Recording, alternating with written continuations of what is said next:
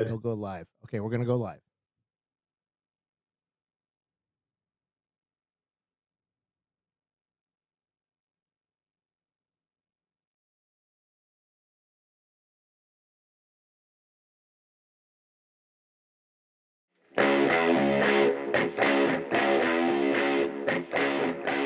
Down here with the Bliss Miata F-Class winner today.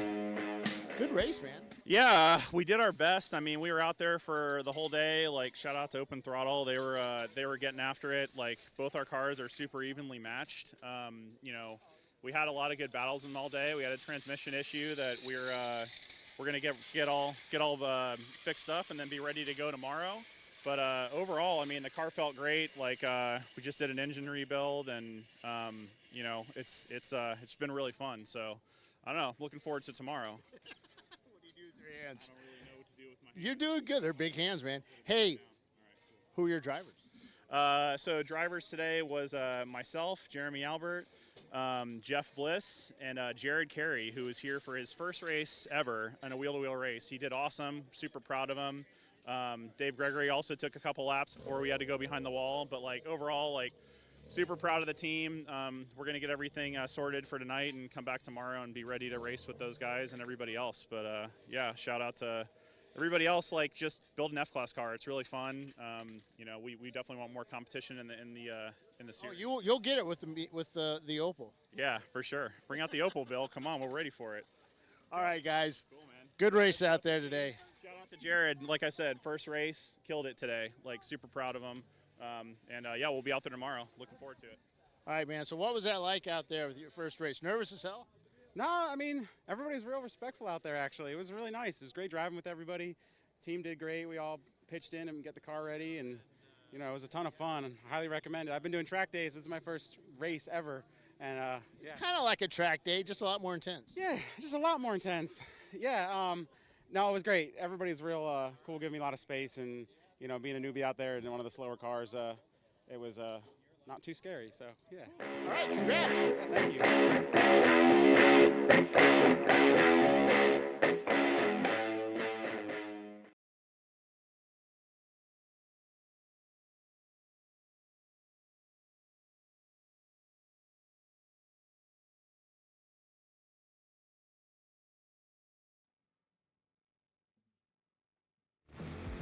Up next on Inside ChampCar, racing at CMP.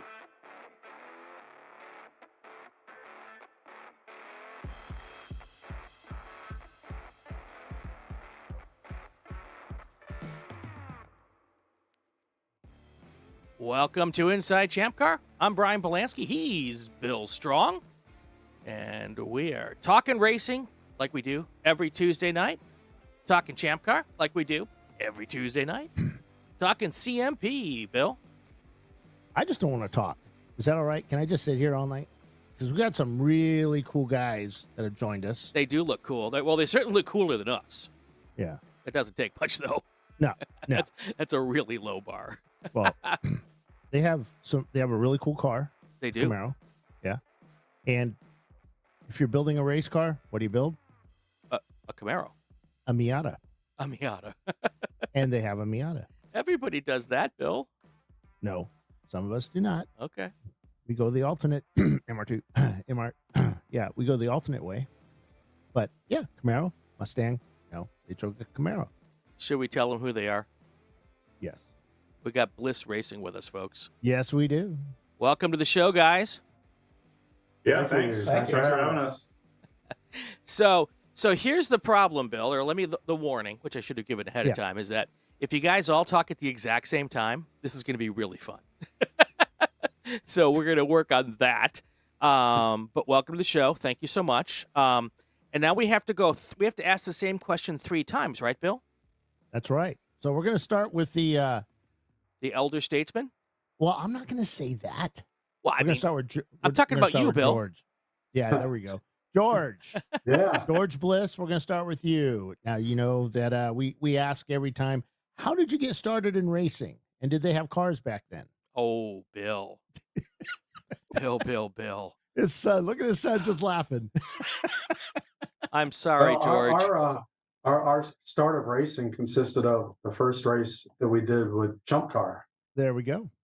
I had absolutely no track experience whatsoever before that. The only thing I had done is driven on the street. And our first race was VIR South in 2014. We had the Camaro, and we had just put an engine in it. We just got it going like 3 days before the race. And all we had done was driving around the neighborhood about 20 miles an hour. So, of course, yeah, we're going to go racing with it, you know. And so that, I don't know how it was decided, but I went out first. And I remember in line behind the cars going out the way they did it then, you know, everybody just blasted out into the paddock, and whoever was first was first. But we kind of hung back like we usually do. And I was sitting in the car behind a couple of cars waiting to get on pit road. And I was just thinking, what the hell am I doing here? You know, I said, everybody's going to be so much better than me and so much faster. And I just hope I don't get somebody hurt or me hurt, or, you know, but turns out it wasn't too bad. I went 3 laps, and then alternator wire burned off, and you know, that was about the end of my stint. So it was pretty good. So how did you? I mean, what made you go to ChampCar? I mean, what made you go racing?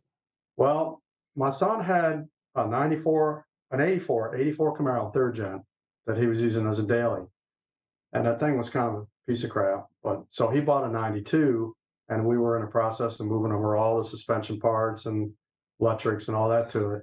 I said, what are we going to do with this other car?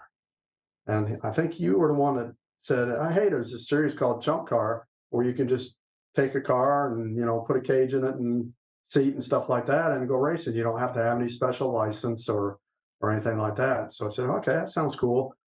So he put something up on the forum saying, hey, we're starting a new team near Raleigh with a 3rd gen Camaro. And somebody messaged him that had already been running a 3rd gen Camaro, the green car, actually, turns out, in ChampCar, and they didn't want to do it anymore. They blew the engine up or something, and they didn't want it. So we ended up buying that car, and that's what we ran instead of his old 84 that we eventually took to the scrapyard. But that wasn't Mike Chiswick, was it?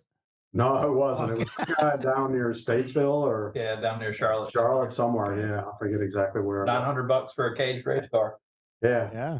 Oh wow. Just had to get an engine, and no, he gave us a transmission. Yeah. And we just had to find an engine. Bought a $500 Craigslist motor and went racing. Yeah, that was back when you had to find all the Craigslist ads, you know. Oh yeah, that's right. Yeah. Ads for if you did a swap, and yeah. So Jeremy, how did you get started? Yeah, so for me, you know, I always had an interest in getting on track, and I had a WRX at the time, and that was like my first foray into, you know, just want to do track days and start off with HPDs and just get myself on the track and see how I liked it. And turned out it was really fun. I got my start in Jay Zilla track days, so I ran a lot with those guys back in the day, and still try to as often as I can. And you know, I just found myself doing a lot of track days with the WRX, and decided that it was like, well, I can't really afford to wreck this car because I you know, I have a note on it, and it was like, okay, well, how can I keep racing, or just like, you know, moving up the track day ladder and you know, and continuing to get better and just getting experience. And I was like, well, good idea is probably to sell the WRX and then you know, get something else that is a little bit more cost effective, and if something happens, that it's not going to completely ruin me financially. So I had the WRX for a while. I did dual track days with that. The funny story behind that is I ran rallycross with it as well. And I remember when I went to go turn it in, they didn't put it up on a lift or anything, and they're just like, yeah, like, what have you done? I was like, oh, I've done some track days and stuff, but yeah, if they would have put it up on a lift and seen the stuff from the rallying, probably wouldn't have got as much of a trade in on it. But yeah, I've never heard back from them, so that worked out. But yeah, buying the 150, and then from there, just searched around on Craigslist till I found a Miata. Right. Bought one from a guy in Wilmington, who actually is on our team now. It's cool that I came full circle and he races with us. But yeah, just started doing track days with that, and then you know, a couple of years later into that, I was like, yeah, like, I'd really like to try wheel-to-wheel racing, but I don't know really how to get into it. And talked to a couple friends, and they're like, yeah, like, ChampCar is you know, a series that runs, you don't need a license. So I was like, okay, that's cool. Like, I can check that out. Ended up putting going on the ChampCar forum and finding I forget if I made the post or if you guys had the post, but just was basically like, hey, I'm in Raleigh. I'm looking to just come and hang out with the team, learn how it goes, and not necessarily drive. And ended up hearing from these guys, and they're like, yeah, we're in Garner. Like, come on over and check out the car. I was like, all right. So went over to their place. My buddy Jason, who used to race with us, and he came over too. And I just remember like meeting him. It was really cool, and seeing the car. I was like, wow, it's cool. They're like, yeah, get in, see if you fit. And it was a Camaro, and even though I was a big guy, I was going to fit, so that was cool. But yeah, they strapped me in, and they're like, they're like, yeah, like you fit, like cool. And I was like, okay, like, so what do you guys need me to do? Do you need me to, like, do you need to run a test day, or like? And they're like, oh, what track day experience do you have? And I'm like, oh, I've been doing track days for like 3 years. And they're like, wow, that's way more than us. Like, you're gonna be real fast. I'm like, what do you mean? And they're like, yeah, we just bought a car and just started racing it. I'm like, all right, awesome. Nice. So it was pretty much just like, you fit in the car, and here's the first race, and come show up. And yeah, and our first race that I ran with them was, I believe it was VIR South in like 2019. And yeah, the same thing that George is talking about. Like, we had some stuff we were working out with the car in the morning, so I like didn't even really drive around the paddock or anything. And it was pretty much just like we were messing with stuff with the car all day to get ready for the race, and then it's my turn for the stint. And they're like, all right, like go ahead. And I'm like, okay. And just went out on track. And I mean, the track day experience that I had from JZL, and just like the awareness that I learned, from doing track days with those guys and just other DEs was, served me well. I was just pretty much just trying to stay out of everybody's way, like everybody does when they first start racing. But it was funny that I was pretty much terrified when I first started, but after doing about 30 minutes in the car, because the Camaro's a mean car, Yeah. I was like, and there's no speedometer or anything, so I'm not like, oh, like how fast am I going to go? But I was like, I have no idea how fast I'm going, but it feels really fast. But yeah, after about 30 minutes, I settled in, and then it was kind of second nature from there. Just learning how to get around the track, and everybody was a lot more work together than I would have thought. I figure when I watch racing that it's like everybody's gonna be dive bombing each other, and everybody's fighting for position, and it's just really, really cool for like an entry level person, a beginner, and anybody that's watching. It's just like, you just hold your line, and everybody out there wants to finish the race. Everybody wants to bring the car home for their team. So yeah, I've been racing with these guys ever since, as much and as often as I can. So yeah, it's been really fun. So Bill, I think we just made history on this show, like motorsports broadcasting history, not just this show history. We haven't talked. No, you haven't talked, but no, we just had a driver say that he applied logic and reason to his motorsports. Yeah, I had to look That's that never up. happened before. Yeah. Ever in the history of racing. No. and no dive bombing. He said, I heard no dive bombing in there. I was like, wait, what? I was just couldn't get over not wanting to take the car with the note and ball it up. That's very, very too, forward thinking. So yeah. That was one of the things I was thinking about, is like, man, I can't afford this car if I wreck this car either. So I better be careful. But yeah. All right. Definitely get more comfortable when you do it. Jeff, you're next. How did you get screwed up? I mean, how did you get involved? Yeah, one year we did the NASCAR driving experience down in Charlotte. Okay. And pretty much as soon as I got out of that car, I was like, cool, how do I get right back in another one of these things? Sure. And that was when going around and researching, I found ChampCar. I was like, I've got an old car in the driveway. We can throw a cage in that and go racing. I bet Dad will want to do that. That sounds great. So unlike I did not have the fear of that first race. You just went in and went. I was like, hey, this is awesome. Yeah. So, let's do this. So you caught the itch. Oh yeah. Yeah. See, everyone has their way of doing it. Well, my experience with them. Now, was it AMP? Yeah. Was my first race with you guys? Yeah, I drove with them in AMP, and I had never. I had driven one V8 car. I remember I've driven a lot of cars in ChampCar. I drove one V8, and that was the Enterprise 2, the Enterprise and the Sanford and Son truck. Pretty quick, but not, didn't handle well, as seen by my videos. Mm-hmm. But the I hopped in the Camaro, and holy crap, this car is fun. Torque everywhere. It's just a crate motor, isn't it? Mm-hmm. Yeah, that car has a crate motor. Then I drove it again at VIR, and my experience there was, oh my God, this is such a fun car. Like more seat time, and and just kept going. And finally I figured out how to drive it and where I could really push. And I remember getting out of the car and Ray coming up to me and he said, "Dude, those Miata guys are really pissed at you." I'm like, why? He says, because they were able to pass that car, that green car, like pretty much everywhere. It would move out of their way. It wouldn't move out of the way for them. And I wouldn't. They'd have to work to get around me, but they couldn't get around me. But but great car. And then I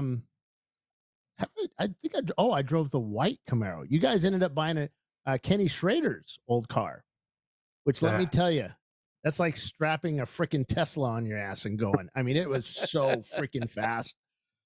Oh my God. It actually scared me going down the front straightaway because I'm thinking, I really don't know how great the brakes are in this thing. They look okay, but I hope I can stop. Yeah. And I did. Yeah. So you must have really been without fear if you put Bill in the car. Well, they weren't in the car. Years. He seemed fine. The wheels probably will stay on the Camaro. It'd be all right. The mufflers didn't, but he seemed fine. Or the transmission mount. That might have been transmission mount. That was it. Which held up the mufflers or something. I don't know. We had wrong bolts in at one point. Yeah. So when was your first ChampCar race? What year? March of 2014 at VIR South was our first race. So you're coming up on 10 years. How many races do you think that you guys have done over the last 10 years? Probably 50. Okay.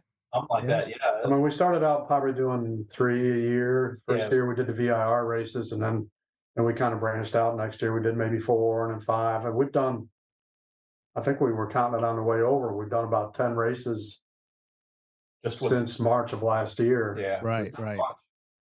There's a lot of miles on that green car. Yeah. Yeah.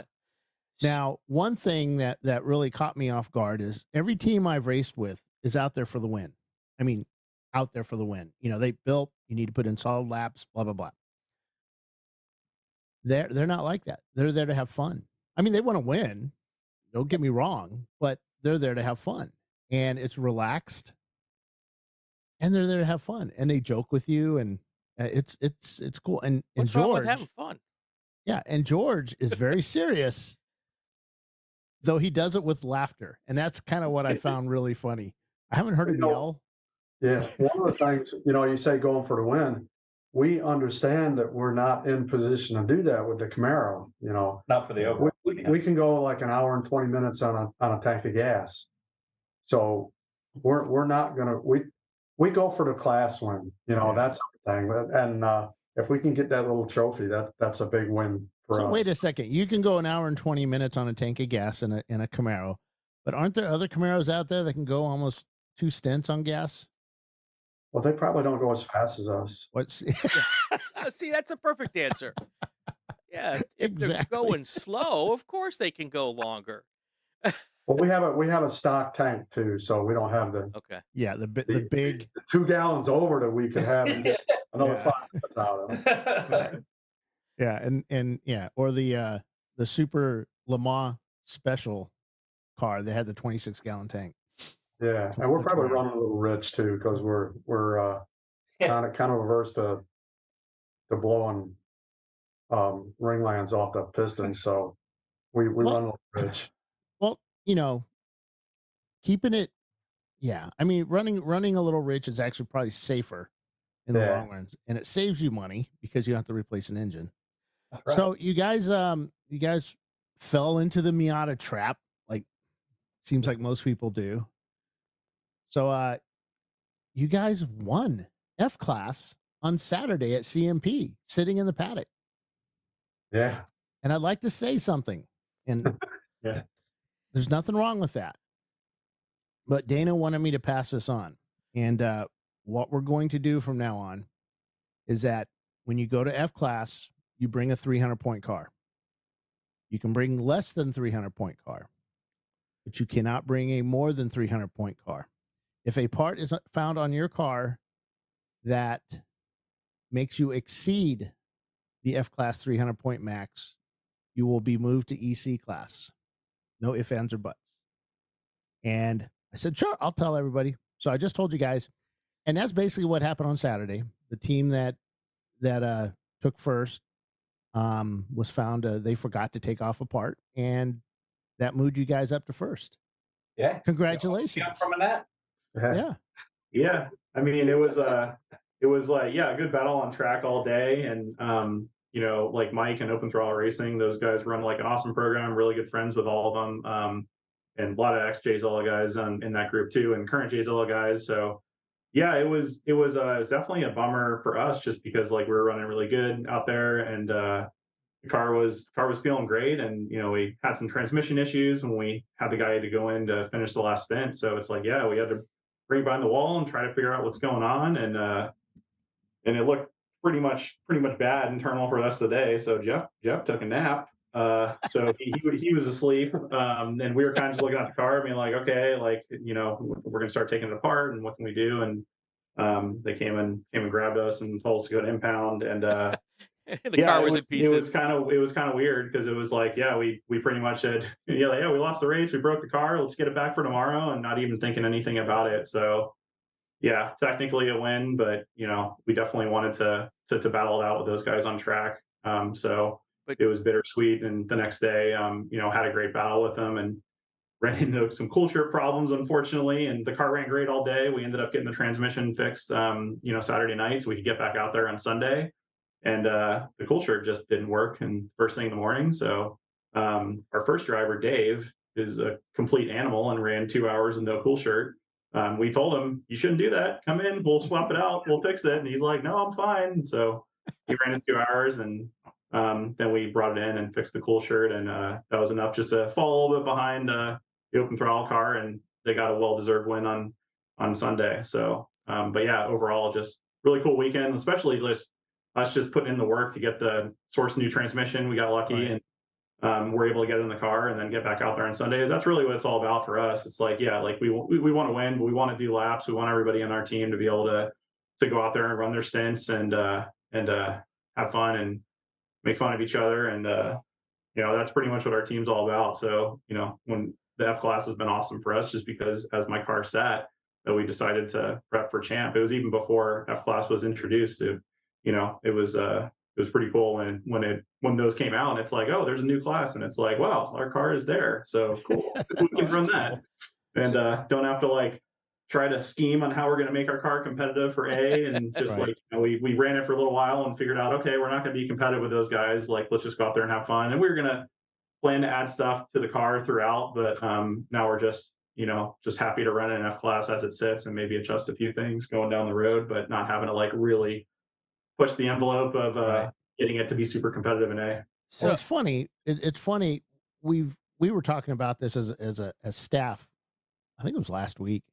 How a few of us have been here from the very beginning of ChampCar back in 2009, 2010, and you see this progression of teams. They get to a certain point and they peak, and then they just start doing things to the car that maybe takes them up to the next level, but then all of a sudden they just start falling because things just aren't working, or they're not good at programming or whatever. And then you got the guys that just kept it low and they just stayed pretty steady, and you're one of those teams. And it's pretty cool to see you guys out there, and you've been here for so long, because you get those guys at the top, they fall down and they go somewhere else because because it's the series fault, not theirs, right? Of course, it's always let's go find only on the series. internet. Exactly. So I did notice you said you won it in the paddock, and you really would have rather battled it out. You didn't give the trophy back, right? No, we did not. Well done. What do you guys? As long as you make a lap, exactly. That's what counts. Do you guys race with any other groups? No. So what keeps you coming back to ChampCar? We just enjoy it. I mean, the people running the thing are great, and except for all Bill. the driver. Well, yeah, that goes without saying. That's a given. Yeah. I mean, and all the other guys out there, they seem like really decent guys too, willing to help you out if you got an issue. It's just it's a lot of fun. Right. Okay. Now you guys, how else are you going to get on somebody's tracks? Yeah. Be able to drive Watkins Glen or Daytona or Charlotte or Indy or stuff like that. And all right, Jeff, you or George, you grew up, we're close to the same age, but you grew up watching, Daytona on TV in Charlotte. What was that like coming out of turn 4 the first time? Well, it was kind of at Charlotte. It was kind of going into turn 3. Oh, that scares the hell out of you. Yeah, I mean, I was actually braking in the Camaro and going into turn 3 because all I could see was that big wall up at the top of the hill. I said, no, I don't want to be anywhere as close to that thing. I had no idea how fast we were going, but it just, and it kind of just pushes you down in the seat. I would have thought you would have been pushed off to the side, but no, you're going down. It's a really strange feeling. It's a lot of fun though. Yeah. But Charlotte didn't have the bus stop or anything on the end of the back straight, so you were just going flat out all the way around. You can thank me. I convinced Chiswick not to do that, and there's a lot of people that hated that not having the chicane there, and I was like, no, I want to take NASCAR 3 balls out. I just want to do it, and oh my god, it was so much fun. That's my favorite track. So it's my favorite track for the ovals, and it is the most fun going to 3 and 4, and to me coming out of 4 at night just reminded me of what was that, the World 600 the on TV when they were coming All-Star out race. in the night. The All-Star race, when you see all the lights on the, you come out of the dark into the light, and it's just awesome. Yeah, the first time I went through turn 4 at Daytona was in a Honda Civic, and I'm like, I am so slow. Why do people think this is dangerous? I couldn't hurt myself there if I tried. And then all of a sudden, something came by me at like 50 miles an hour fast. I'm like, oh, now I know why this is dangerous. I'm very, very slow. That was a fun game to play at Daytona. See how close I can get to the Miata as I'm going around them on the banking trying to. Yeah, we haven't run the Miata at Charlotte or Daytona, but all I can think about is us going fast enough so we can just keep it from tipping over. Well, did you ever see that picture that was taken of the Enterprise and the Miata on the banking at Daytona? Where the Miata looks like it. It looks like this. Let me show you. It looks like this, or something like that. Yeah, here we go. I'll get it right. Accurate. Yeah. I was scale. trying to figure out if I could go faster through NASCAR at Daytona on the apron than actually on the high banks, because I was going that slow. Don't laugh. We had somebody do that a couple of years ago, and I'm up in the tower. We were timing them and watching them kind of go past some cars. Not all of them, but some cars, yeah. It was pretty funny. It was like, dude, you can get up there. But the first time I ran there, it was a little scary. I ran the first Daytona race there, the Hurricane one. And it was a little scary, man, because it's like, will all the oil go where it needs to go? Or is it going to go to out the left wheel somewhere? Yeah. I hadn't even thought about that problem.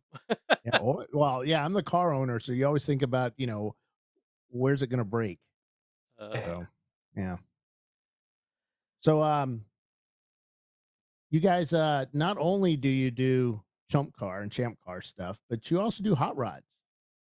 You guys did the hot rod power tour last week. Mm-hmm. Yeah, we took Jeff's 72 Camaro. Ooh. We had he blew up the engine last summer going to work, and so he bought a 383 crate motor, blueprint motor, and we had just barely got that in, got 500 miles on it on Tuesday so that we could change the oil, and then we left Wednesday morning. Yeah, tore it down in Rockingham. Yeah. Was it pretty solid ride? Yeah, it was very good. Yeah.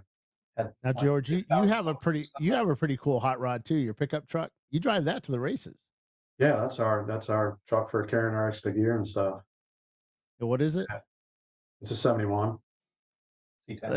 I guess to some people that seems really old, but it's not really all that old. No, well, I've got a 69 Chevelle 396 too that I had at the body shop for 5 years and got it back, I don't know, around Christmas time, January, something like that. And I got to finish the assembly on it. That takes forever. Interior and front end. And my daughter drove a 57 Chevy 4-door Post in high school and college. And I've got that in the garage too. Cool. And Jeremy, you've got a Subaru? Way more. It's long gone. let's get another Miata to daily that, because my only car is a 350 that we tow to the races with, and you know, commuting that now that, you know, we're starting to go back to the office a little bit more.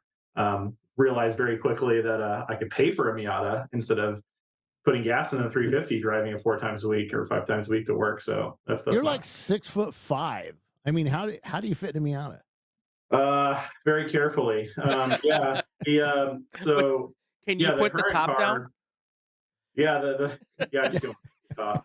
Wear goggles. The door's welded shut, so it's even harder. But yeah, and the first track car Miata that I got when I bought it, and the first thing I did was I brought it to a modification shop in Raleigh.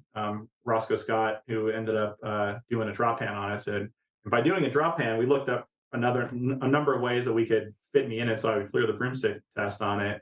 And this is just when I had a roll bar in that, not a full cage. And tried like the Advanced Auto Sports drop pan, and that wasn't going to really get it low enough. So he ended up custom like welding like a drop pan into it, and then bolting the seat to that, and that's how I was able to fit.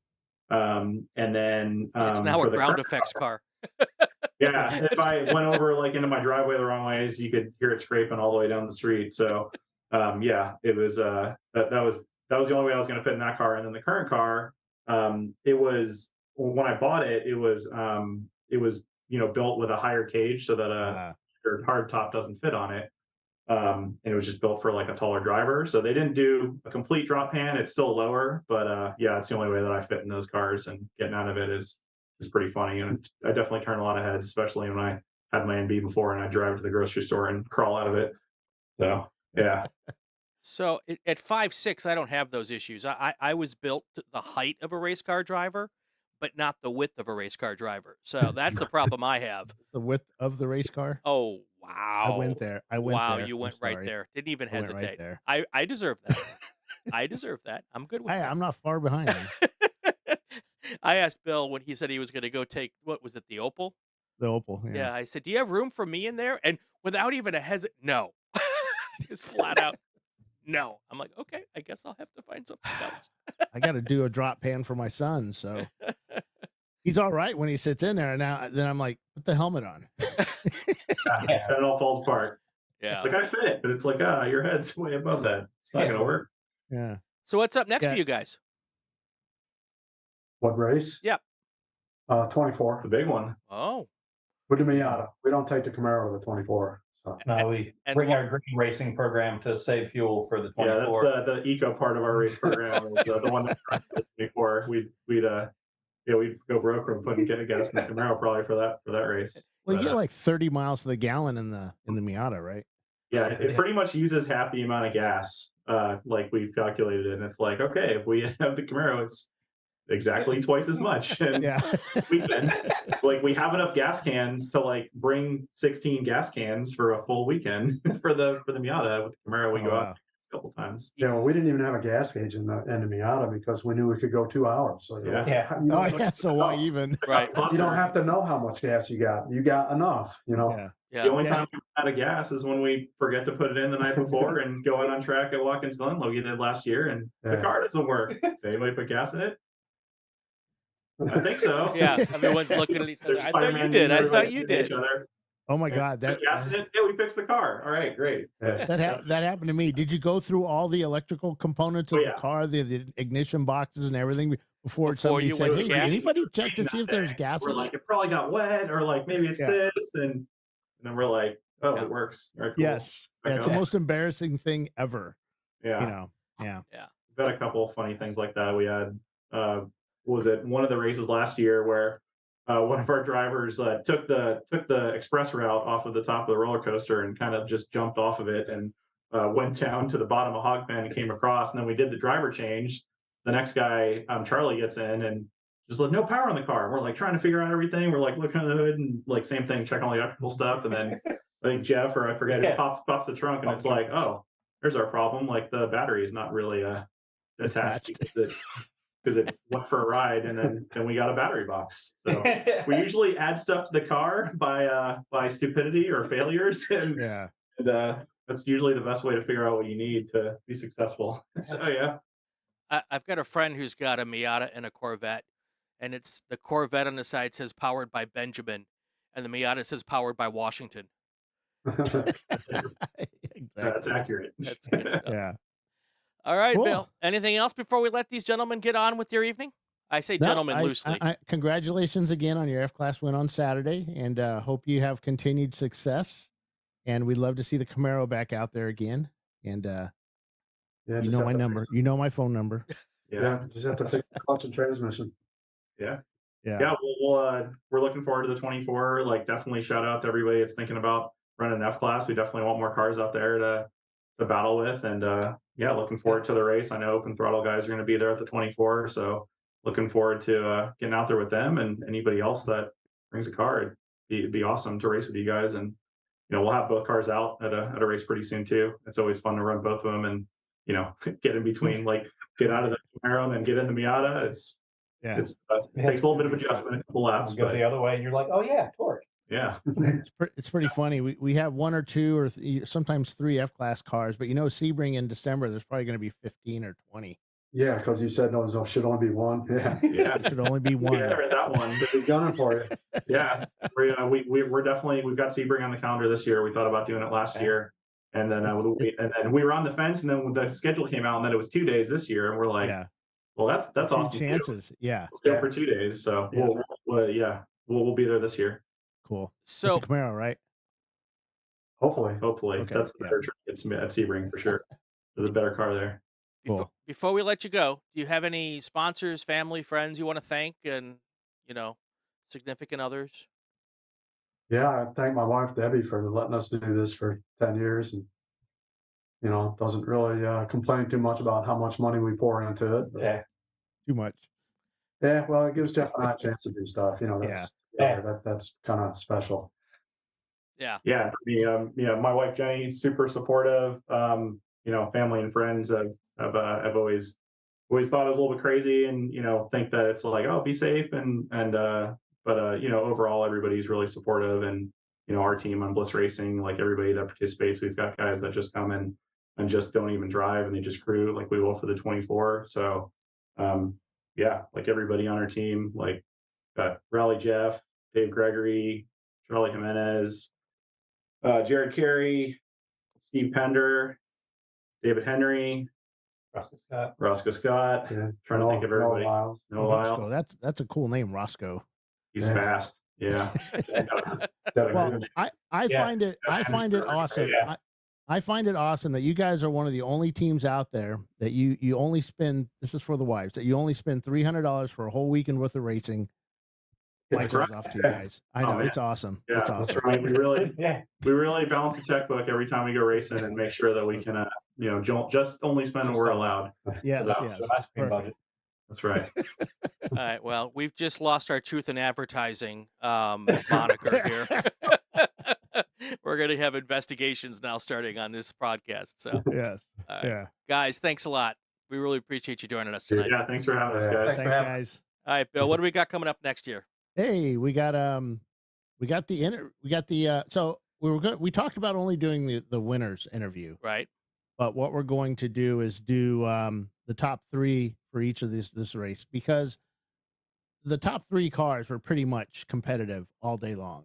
And yeah. All right. So that's what we're doing. All right. So these are your top 3 finishers from CMP coming up next, and we'll come back and talk about some other stuff afterwards. Stay with us. Yeah. I'm here with John Hurley. Pinky's out, formerly Danger Racing. Danger Racing, but we're all together now. It's all one big umbrella. So the Huggy Racing Empire. We spend most of the time in the shop together. We work on the cars together. My trailer is stored at his house. The car, we work on at his folks' house. So it's a family affair for sure. So that was a pretty crazy end of the race. What happened to you at the end? You kind of lost it, then gained it back. Well, we had made a gentleman's agreement that we'd push at the end. My tires were gone. That's the excuse I'm going to use. But he was sliding sideways everywhere. And then we had to remind him we got to use those tires tomorrow.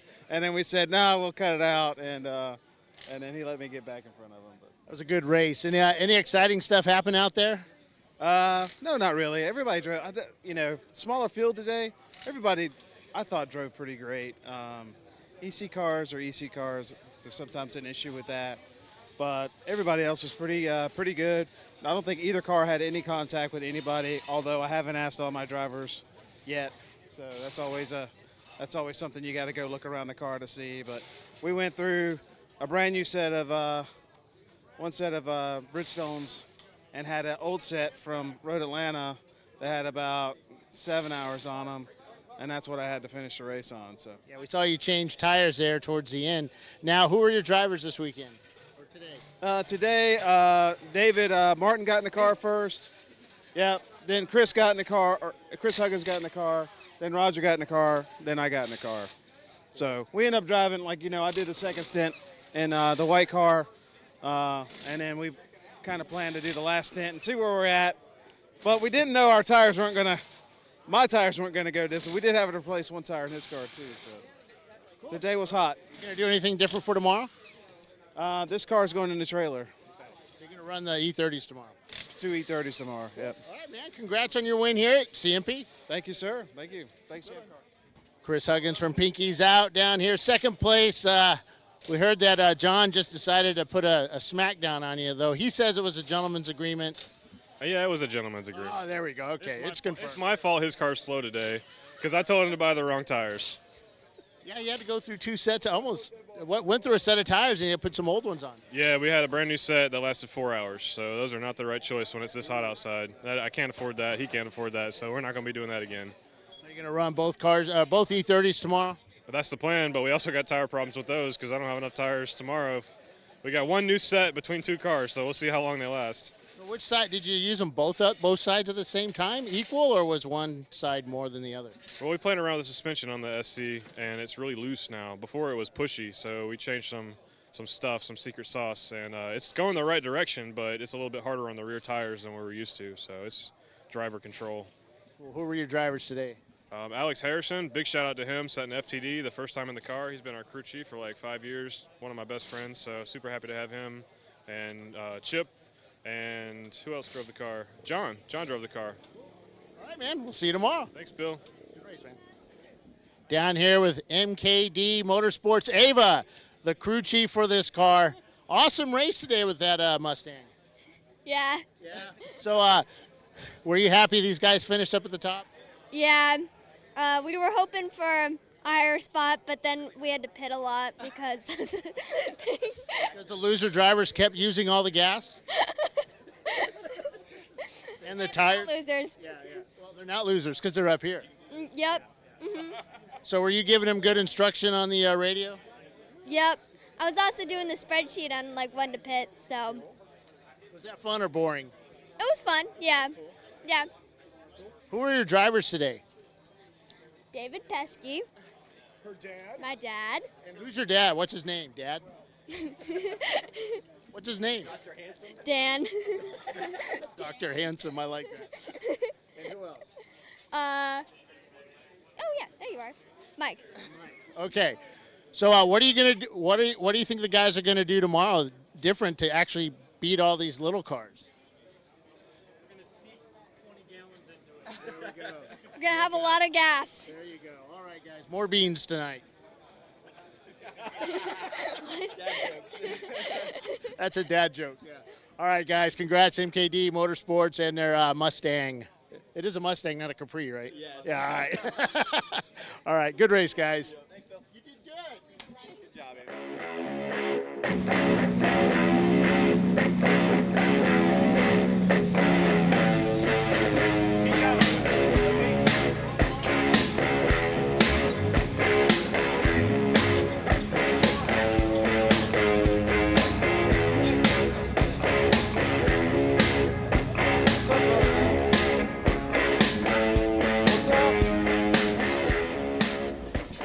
Down here with Pinky's Out, Chris Huggins, a sweep for the weekend. 1-2, 1-2 both days. Pretty awesome. Boy, it sure is nice when everything goes your way, isn't it? I don't know, man. Oh, you've had a good time before. Didn't have to turn any wrenches, didn't have to do anything but fuel in and tell the drivers where to go. Those are the best weekends. Yeah, it's been really nice. The whole family's here. We've just been able to relax. We had a cookout last night, so it's been great. So who are your drivers today in both cars? John Hurley, Chip Shink, Roger Cohn, Alex Harrison, and David Martin. Cool. Now you spend a lot of time at this track, or a few times a year at this track.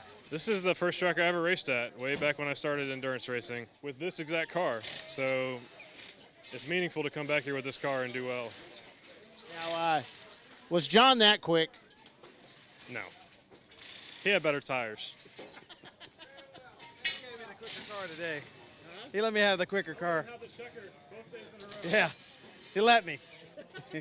He let me. Somewhere. Put an asterisk on that, let me. Yep. No, we had a guy.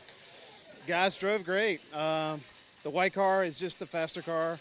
It really was a faster car yesterday. We just we were able to, go to our strategy. We had a pretty good fight with Prefect. They were running really good, and they were trying to go long on fuel. We tried to go long on fuel, and we got lucky with a purple 35 that kind of set it and ended it. Where we could kind of cruise the last little bit and just do our laps. So we're hitting our marks. Track is super greasy. Tires are really hot. We only had 4 new tires, so we spread them out over the 2 cars, put them on the left, and just cycled some old tires on the right, and kind of try not to torture the tires through the carousel, and we made it all the way today. So is your secret weapon being a airline pilot? No, not at all. But it helped probably. I follow checklists, and we have a pretty good checklist, and we catch things, and we don't break as a result of that, or we have fewer breaks. We had a pretty perfect weekend. None of our guys had any contact.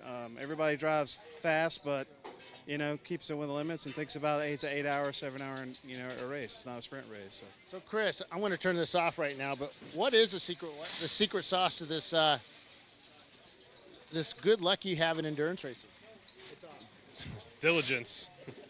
You got to have attention to detail. Like you said, checklist, right? We got at least 2 things to add to the checklist that we learned this weekend. We've been doing this 10 years. We're still adding to that checklist. What is that thing? What is what? What is that thing you're going to add to the checklist? Oh, you better make sure the cool cert's plugged in when the race starts. It was pretty hot out there, wasn't it? Oh yeah, it was real hot this weekend. Not as bad as it's been here before though.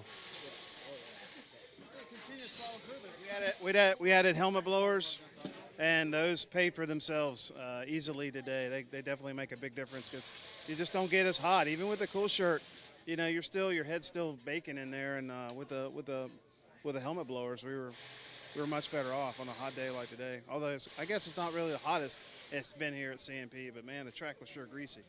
Now that green Lexus today, pretty tough racing with them. Yeah, we knew we had a bit of pace on them, but they had a pretty good strategy, and we knew that it could come down to the wire based on if somebody picked up a purple 35 or somebody didn't, and we were the lucky ones on that today. So it could have really gone the other way, honestly, with them. They ran a strong race. They've had a lot of engine failure, so I'm proud of them to get on the box. Lexus owner as well, so. I talk to those guys all the time and share ideas and improvements on those cars. But the E30s were too strong today. So where are you going to race at next? We don't know. Not the 24. I heard that rumor. Is that true? That's true. We're not coming to the 24 this year. Somebody else can have it.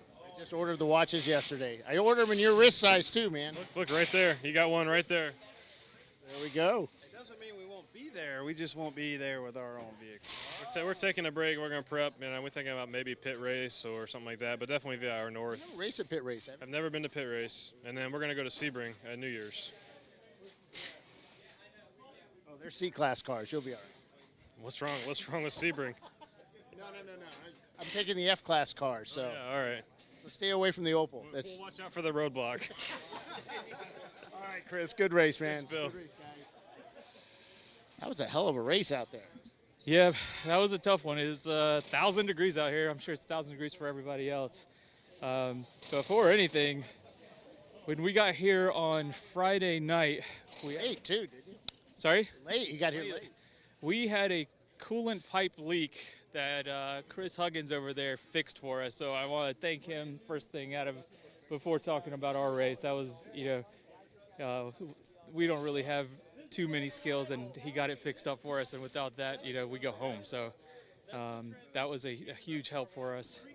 Outside of that, yesterday we had some issues because we had a loose exhaust, so we were down power the whole race. Still managed in the top 10. Got that fixed up today, and just ran a clean race mostly. Made a couple hiccups here and there, but all it takes is just some consistency, and my co-driver Carl helped me out quite a bit. We got it all. We got the car back in one piece. Usually, if we're finishing, we're doing okay. So, it's good to be back up on the podium. The first time this car ever raced was actually here 2 years ago. Ended up in the podium as well. So yeah, big news for us. So who are the drivers today? Yeah, just us two. Yeah, just us my brother. Had a good day.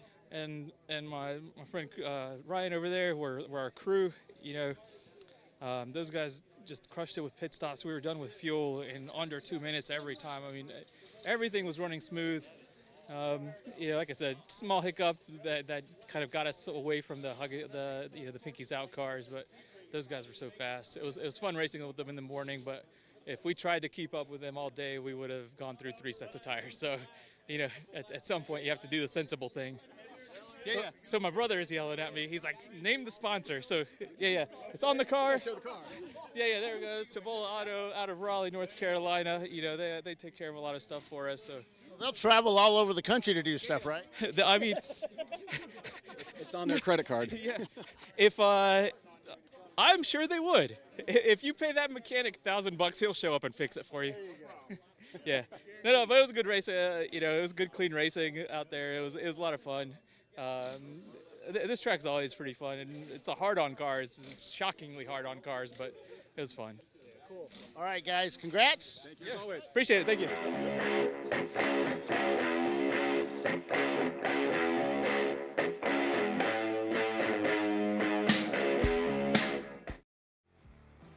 Welcome back to Inside ChampCar. The guy on your left is Bill Strong, but you knew that because his name's right there underneath. I'm Brian Bielanski. We're having a good time today. Hey, I say that because, people at home who listen on the podcast don't have the benefit of the graphics. Ah, right. But we're working on that technology. I don't know how that would work. like Braille. Anyway, good stuff from CMP. The Bliss Racing dudes were fun. It was a fun race, man. Yeah. It was fun calling it on ChampCar Live with Paulie and Tiffany. Yeah. I tried to be quiet as quiet as I could most of the time, except when it got exciting. But yeah, it was fun. There was a lot of close racing, not a lot of calls for the log, which is kind of disconcerting. I thought these guys would just make my life, worth living by being able to type in a few hundred, right.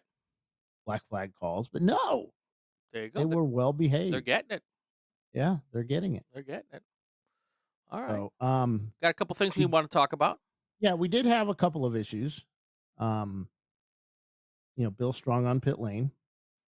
That was one. The second Is one that like was Bill Strong after dark. Right. Sorry, I'm a little wore out. it's starting to catch up. I've been on the road how many weeks now? A ton. Yeah, I get one more weekend, and then I'm off for a week, and then we get to start all over again. But enough about me, man. Dry brakes. So we had a team lose their dry brake head. I guess they pulled the thing out and didn't realize that they left the dry brake in the dry brake and took off, and they lost it. And they had no way of filling up their car. We're not going to stop a race to go look for their parts of their car. So when you do something like that, when you go to all these special connectors or whatever, always have a backup. I know it's costly, very pricey, especially for the dry brakes. But man, think about what happens if it breaks. So what are you going to do? How are you going to feel that? How are you going to fill that car up with fuel? Fire bottles. We're still seeing the small little kitchen fire bottles instead of a 10-pound bottle. I know I've kind of had a hard time finding them at my local, Lowe's or Home Depot because, supply chains or whatever. But right. You got to get 10-pounders because that's what the rules say. And we've seen 10-pounders actually help put out fires where the kitchen ones are just, and you're done. So bigger is better in this case. Every town has a company that goes around and services all of the businesses. And fire suppression, dudes of Charlottesville or whatever they're called. Right. So if you can't get them at your Home Depot or your big box or wherever, and you don't want to, I don't even think you can order a fire extinguisher online. I don't think they'll ship that. Maybe. But maybe they will. But anyway, but your town, whatever town is, or I'm sure there's something close to wherever you are. There is a business that's out there, and they will sell you fire extinguishers. I guarantee it because I've done it. And then they will also service them for you. Right. And the other thing too is that when you're climbing over the wall, don't lean on the handle, because when you push it down, it goes boom. Put your hand. So there's two handles. It's shaped like alligator mouth. Stick your hand in the mouth and carry it like that. So in case you do come down on it, it's not going to set it off.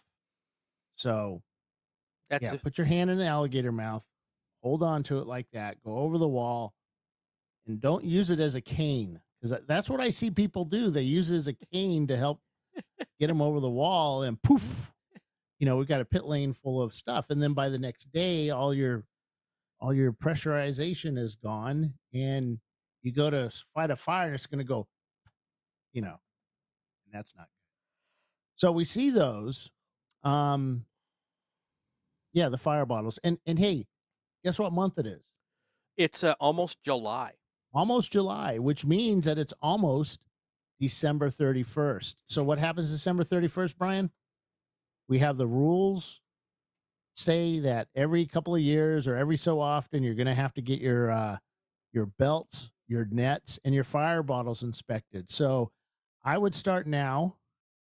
Look at the dates on your fire bottles. Look at the dates on your nets and belts, and kind of get with Discovery Parts and see about what it's going to take to get them in date, either for next year or the year after that. But yeah, we have and I'm pretty certain this is the cycle. This year's a cycle for fire bottles. So, from when we started purchasing them. So take a look at it, and make sure the gauges are good too. That should be an every time before you start the race, go look at it. Make sure everything's still good in it. And if your stuff expires at the end of the year, remember that everybody's stuff expires at the end of the year, which means that everybody is like racing to find stuff and to try and get it recerted too. And the people who do the work know that. Yeah. So it's usually less expensive to buy the stuff now, even if you don't put it in till January or December or whenever. It's a whole lot easier to get it and get it sitting in the garage, so you don't have to worry about it. Yep. Because I've had to race before to get belts replaced, because I have forgotten that they're expired, and then me and every other racer out there has forgotten they've expired. So get it out of the way now. And the fire bottles too. When you have your fire bottle out getting serviced, don't forget you have other parts of the system that need service. Make sure that the hoses aren't kinked. Some of them are plastic, they're not melted. Make sure you can still pull the pin, the T handle. Make sure that's cleaned and lubed, and whatever the manufacturer recommends you do. When you put it back together, leave a little on the T handle, leave a little space. Don't make it so tight.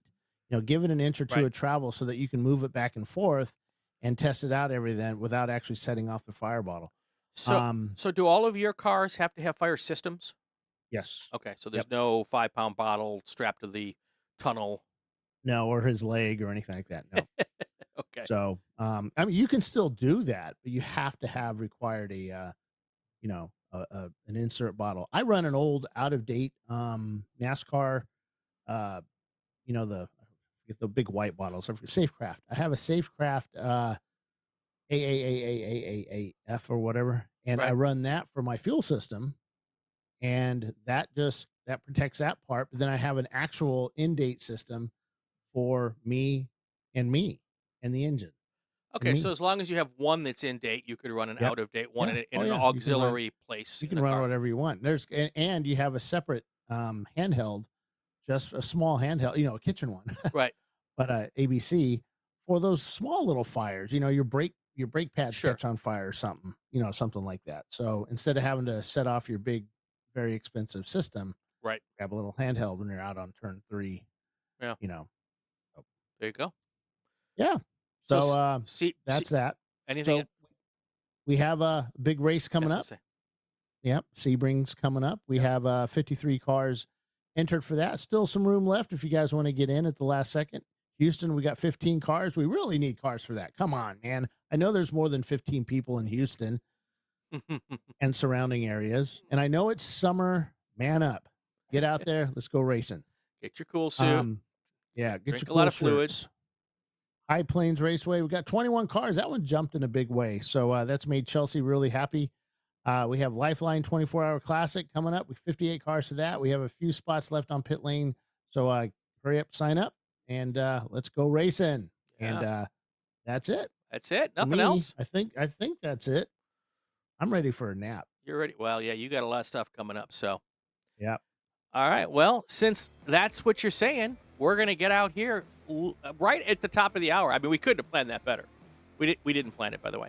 No, that was perfect. That's going to do it for another episode of Inside ChampCar. If you like what you heard or what you saw, subscribe to the podcast or the YouTube channel so you won't miss any episodes. It would also be great if you share it on your social media channels. Comment on the ChampCar Facebook page.